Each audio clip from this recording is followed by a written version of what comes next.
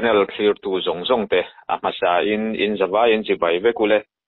ei ro kholna sang le chan sang awangin Manipur lampang thuthar le ground report ang chi te kan ron tilo wangwanga amai ro chu hei kan din mun te nazir ta deu bokamu malzo karon kal thei kanin beiseya tunruma po hianin chiang zokin tun hnaya thil thleng sang kan ron thut khom dona amai ro chu regular taka ni tin zan tina kan ti lowa wang khan tun hnai dewa thil thleng kan chanela kan la ti chhuwa chi alo te kan reporter rinom tak ne na tangin tunruma hian kan ron thut khom dona ni chuan tuna chuan kapu ne na tangin ground report tun hnaya thil thleng sang te lo hriat tum tai la a thome ole masa in Manipur ground report kan ron tuan lungai ka thin tu kan unau zo fa khovela omsong zung te za na le du san na chi bai karon bu masa che woni Manipur district munrang fanga ke ni zo fa te kan chen na thil thleng te le mei te an chen na mun thil thleng te tlang puin kan riat thei ang te report kan ron pele do na ni amasa in voin ni som pariat in rin ni sam ni le som ni le pali voin lama chuan ke ni zo fa te kan chen na muna te chuti anga in ka na chu a om lova unrang more lom te teng no pal tin cycle kam pok ti kan ti te lom kalom ni se henga hianin boina kan pa thleng lova maro chu nimin lama khanin tuna kam pok ti lam phai leng mul kan ti le jiri bam lama thil du om lo a thleng ani nimin lama khanin tuna phai leng mul kam pok ti lama tlai ko thim nuwa mei te ten an ron kap le a khang te kha kan volunteer ten an chang le du mai lova amaro chu ral khata tanga khati an ron ka ta ka chu anin an chang le ve ani khati ang khanin anin ka pa nimin lama kha chu anin an ma ni nei te lama tang khanin ni pakhat atso na an ka saka chu ke ni zo fa te jinga engma thi le thiam an om lo ani amaro chu hei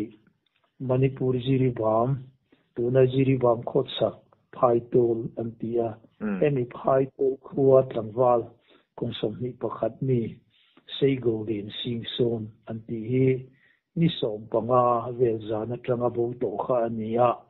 ani kha an muzo mai si lawa ti khanin zon puyan tlaka chu po chonan lamu lo ta chiwa amaro chu nimin lamma khanin tuna jiri bambula jiri luyan timaya suta chuan athisa athito no tuina ron len kha khang lai ve la mi te khanan mu a chu an riat ve le vokalin khati ang khanin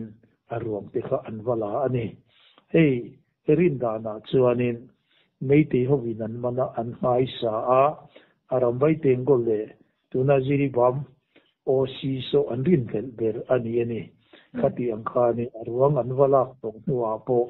police in postmortem turin arwang kha anla ani kami nen in kum kai khan voin lama chuan kuki inti jiri bam none tivel khanglaya kuki lama hotu te kha hemi chungsang ngai to hi nan thu khoma tin meite ho point emi chungsanga hianin press release an siama chuta chuanin emi chungsanga hian tu tinge hetianga kutlo tlak tu te hi e thunei tu ten zon chuani ngei se an thuam to ka hem ni ro se ti in meite ho point thu chua an siam bokani tin hei meite ho lampanga hianin hei kan lo hiat theina na chuanin tun kar tun nikalta ni som panga som paru sang hi le som hi pali zan vela khanin meite ivenele pa po koireng group antia khang te kha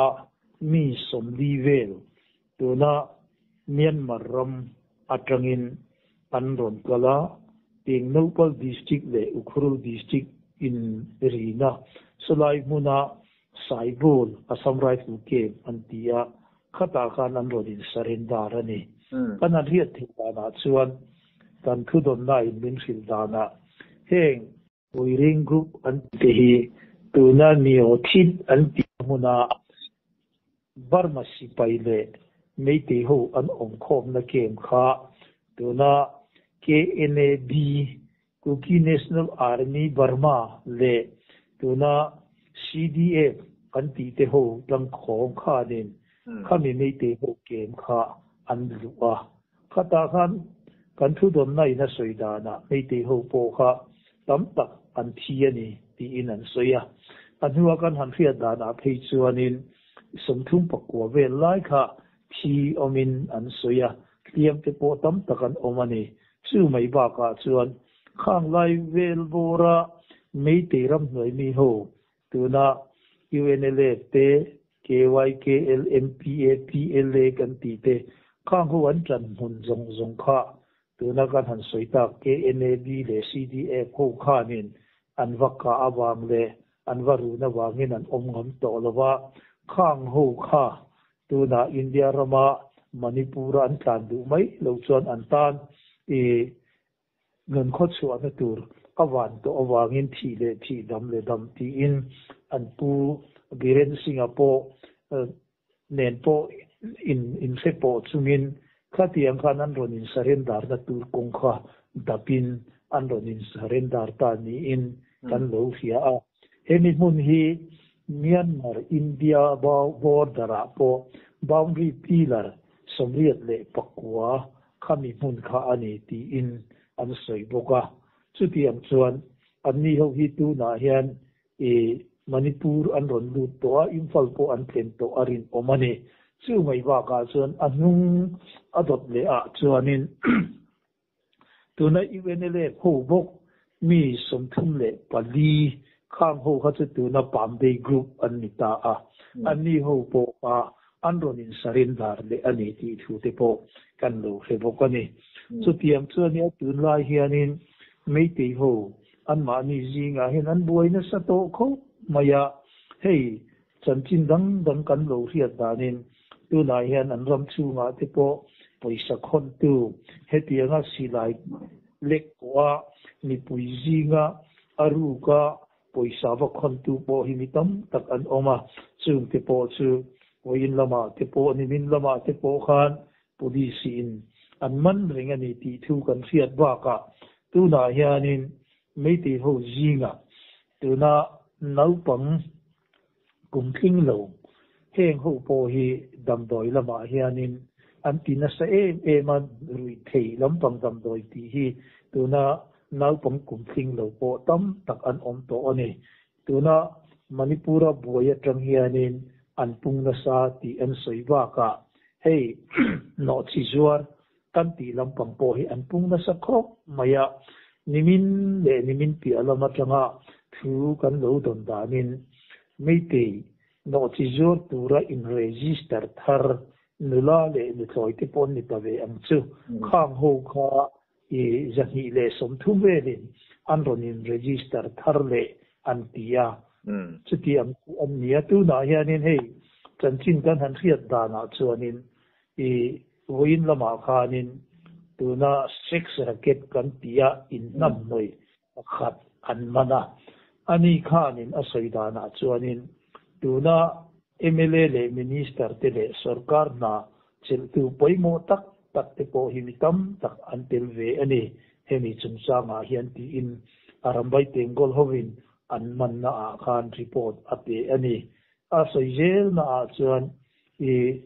Minister Khem Chan Te Minister Bisorjit Te MLA Rameshor Education Director Nandale Contractor Te Po Hemi Ino Chizuar Ho Demand Tu A Hianin Antil Chin Ani Ti In Arambai Tengol Ho Ma A Khana In Puaka Ani Kha Tuna Tam Chuanin Eng Mai Ti Le Turani Lo Ti In An Chu Achu Ma Se Ake A Khan Silai Nan Ka Saka Tuna Hian Dam Do Ina Enkolin A Omega Ni Ti Kha Kan Thu Don Na Chuan min ri bokani ti chuan hei tu lai hian mei te ho zinga hianin buaina ne hei hi atleng ringa National Investigation Agency chuan mei te ram hnoi mi UNLA kan ti tele e NSCN an naga ho hianin e NSCN naga ho hian mei te ho hi tuna hian an tlan pui thin ni in thu an ron soya ei mei te tuna Biren Singh ale ko komi ti chuan Manipur buaina chungchanga anni ho hi buaina siam tu te hi tudam ni lovin dan lo anga rampo na tanga lo lut ho tin damdoi rui thei ti ho damdoi rui theia sundong ho tin Manipura ron du ta e tuna kani poti huan te siama heng ho ti ho wanga e buaina hi thengani anti lain National Investigation Agency te chuan an hemi mei te ho win an thupuan hi an pomsak lovani ka kan lo fia ti chuanin NSCNI ema po tangkhul ho le mei te ho hi aru te atang za ho win tuna Manipur buaina po hi anni wanga heti anga ron pun lu hi ani anti ani chu wangchon hemi chungchanga yan hemi report pe tu po hi keimani Manipura zo ku ki te hi kan nilawa India government ina arin zo ber NIA kan ti National Investigation Agency te report ani tuna hianin cover fiat turin National Investigation Agency te chuan NSCIM heta po hian anaga ho zong melovin tangkhul group le meite tekkuta hianin zo kuki Manipura onte hianin harsatna anto kani ti hi anron hinfia ta ni in a hiat thei bokani chuti lai chuanin NSCNIM te chuanin hemi anpu na chungchanga hianin in rolna chete po kan nei lawa keimani tang ni ho le meite ho zinga in hiat thiam lo na khen na tura heti anga anni hina hianin anron tiani ti in anpuang ta zo pani ti chuan hei UNLA fi ina tuna ni china kan han soita koireng group khanin tuna Manipur rama anron lu don khanin saibul ke manin sarendara sai don khanin keimani zo fa te jinga payroll pahi an man tel boka khang te ko kan mani ruala an huai te khan nia amaro chu wan nei thak takin an mani ku ta tang khan an ron tlan chuak theya ken lama himdam takin an ron thleng ve ta ti te po kan lo se bokani ti chuan hei Manipur Security Advisor India government in ada Kuldeep Singh chuan tun Lok Sabha in tlan kung kai hianin Manipura BSF duty te hi tuna hian ramdanga duty an kalangai ta a chuwang chuanin ramdanga duty in an kal photanga an duty zo nu a tuna an duty na mun pa nga ya buk hianin an ron let le anga an duty le ang ti in thu alo puanga nimin ki alama khan BSF te hu po an duty na mun sang thanga tangin an chuakani amaro chu meite mera pai bi ho winan lo danga ma se an dang zo ta chuang lowa an duty na huna te khanin tuna an duty na hun thar ruwa ta te khanin an kal to ti thu te kan lo he boka ti chuan hei zanin dariat borvela khan ni in kan ria meite arambai tengol ho chuan imphal kho pui chunga vai pathum silayin an kapa an ni pahni an thi to ni in kan thu dom na chuan min sila pakhat ero chu tu na hianin ala thilawani meite arambai tengol ho hi an mani an kho pui chunga hian na satakin anin lek theka hei indo turla chuanin indo na mol lama la hian an ron kalngam to lo nge a khiat lawa ral khada tang hianin min ron chai thama kan volunteer te hi amaro chu in ka phak na huna hianin tun lai hianin an ron kal to vak lo ani ti kan ria a engpo ni se anin lek thek na le hei ni pui ria ta an ni pui te han so na tura an ka te po ani ta ve anga poi khoi lo civil tuna vai ho ni pathum an ka pani ti kha tuna chanchin an nung vera kan han don thei te chu ani e chuan hei khumbong pi primary health center kan ti te po nimin zan dari ve achan ve vel khan nei te ne fiat lo tu te emo hang ho khanin khalai huna duty thin lai saram kumarjit kumsom thum pali mi kha silain an kap bokani hei kan riat thei dana zel chuanin hei manipur buai na hi an mani ka ra po tu na hian nasat takin buai na hi apun dun zela nimin pia lama te po khanin tu na lilong kan ti lama hianin pangal muslim ho kha kidnap an nia an kidnap a khan ni pakhat khan kap tu na pakhat kha che athi lo dewa an ruak na kha amaro chu khami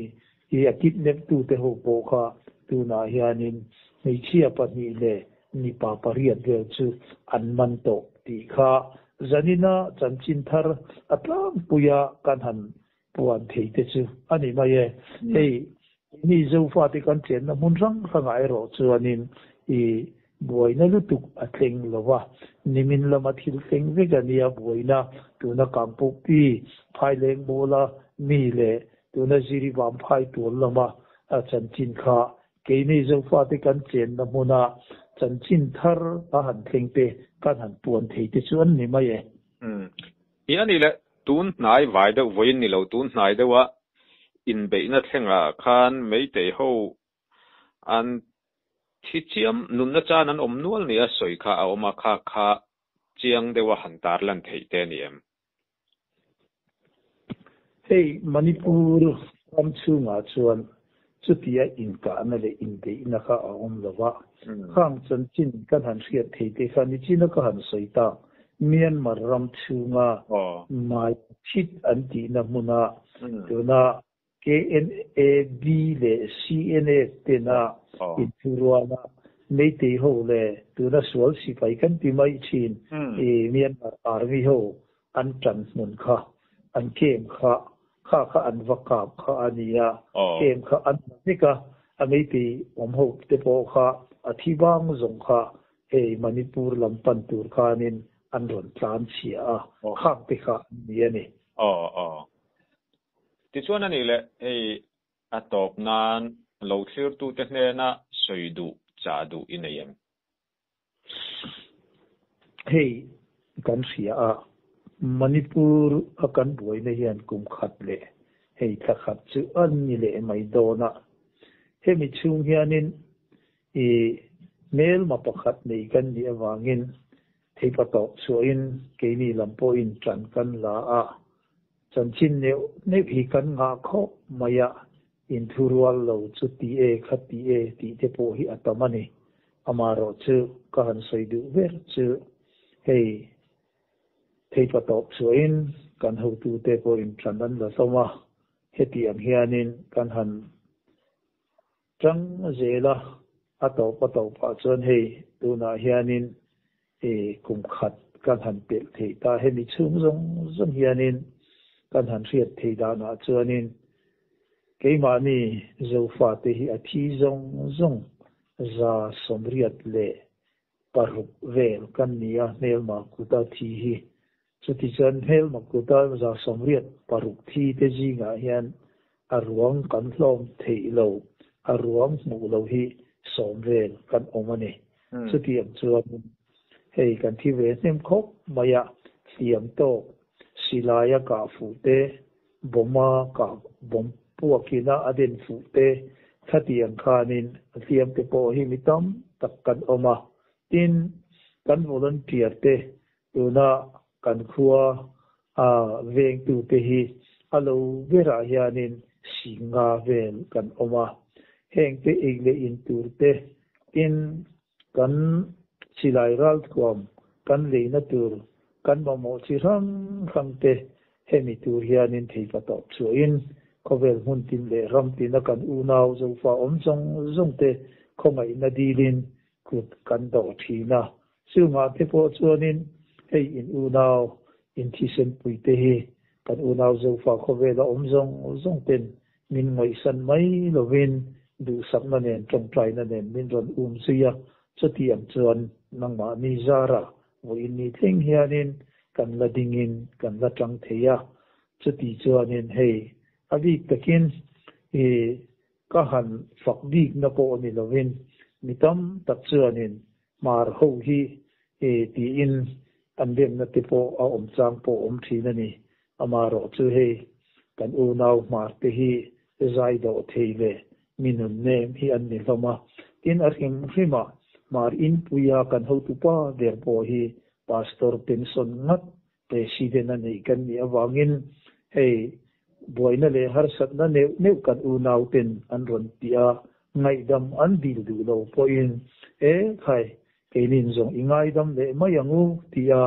ngai dam tura u le nau zong te ne tu alo ni thin wa ka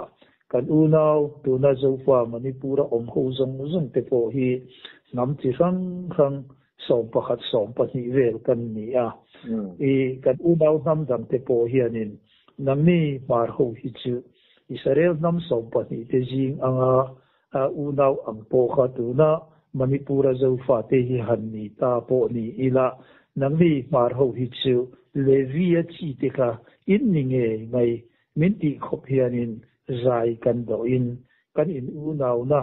atike thei zong hianin thil a om do na ni chuanin a ke lo na tur chuanin a tur tu ni po hi kan huam le zel thina ni ti kamin lo fiat pui turin ka han soidu bokani engpo ni se ato na dera ka han soidu chu hei buai na hian engchen nge min la o don kan khe thei lova engpo ni se le wa na ro rel tu pathian thu ani maya chuti lai chuanin nangni kan u nau zo fa khovel hun min de ram tina omte in chan pui na lo chuanin kan ke ma ni ringota han ding chang thei hi kan ni lawani suwam chuanin voina po hianin kan u nau zo fa khovela om zong te khan du sak danen trong trai na min ran zai turin in khongai na karantil le ani ka lo me